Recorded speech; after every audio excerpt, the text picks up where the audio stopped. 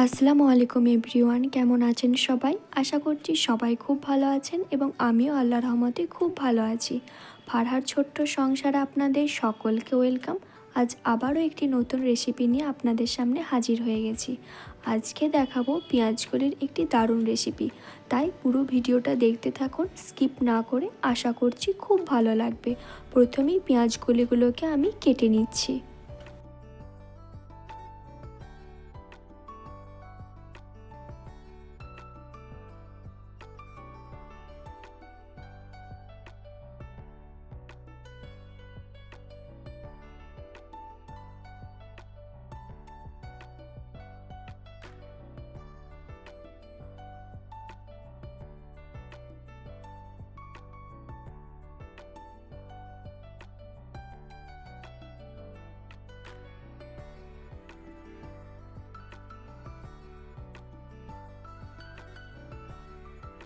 আমি এখানে একটা মিডিয়াম সাইজের আলু নিয়েছি। আপনাদের যদি পেঁয়াজকলিটা আরও বেশি থাকে তাহলে আপনারা মিডিয়াম সাইজের আলু দুটো নেবেন। যেহেতু পেঁয়াজকলিটা আমার অল্প আছে তাই আমি একটা আলু নিলাম। যেহেতু পেঁয়াজকলিটাই আমি বেশি পরিমাণে রাখতে চাইছি, আলুটা বেশি দিলে ভালো লাগবে না।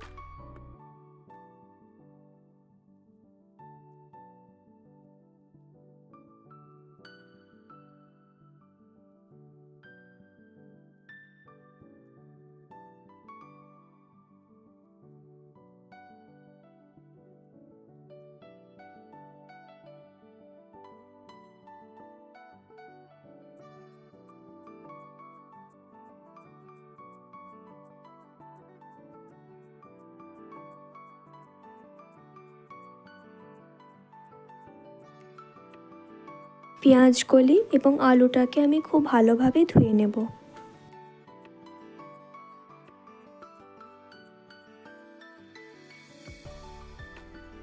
এখন আমি একটা মিক্সার গ্রাইন্ডারে ছোট চামচে 2 থেকে 3 চামচ মতন পোস্ত নিয়ে নিয়েছি এবং দিয়ে দেব একটা কাঁচা লঙ্কা। এবার এটাকে পেস্ট বানিয়ে নেব। এখন আমি কড়াইয়ে দিয়ে দেব কিছুটা পরিমাণে সর্ষের তেল। সর্ষের তেলটা কিছুটা গরম হয়ে যাওয়ার পরে আমি এখানে ফোড়নে দিয়ে দেব একটা শুকনো লঙ্কা, দিয়ে দেব কুচানো পেঁয়াজ।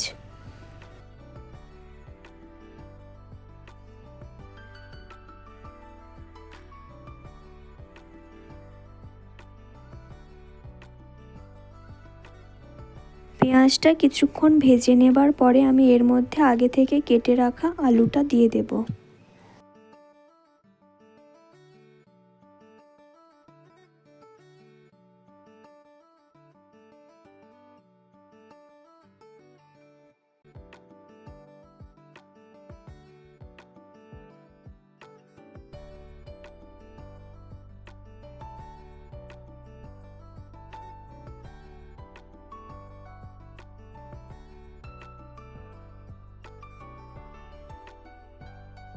আলুটা বেশ কিছুক্ষণ ভেজে নেবার পরে আমি এর মধ্যে পেঁয়াজকলিটা দিয়ে দেব।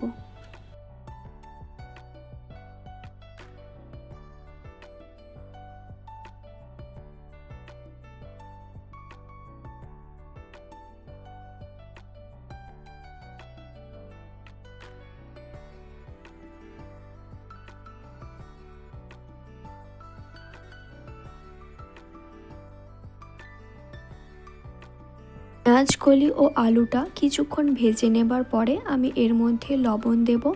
আগে থেকে লবণ দিয়ে দিলে জল বেরিয়ে যাবে, ফলে ভালো করে পেঁয়াজকলিটা ভাজা হবে না।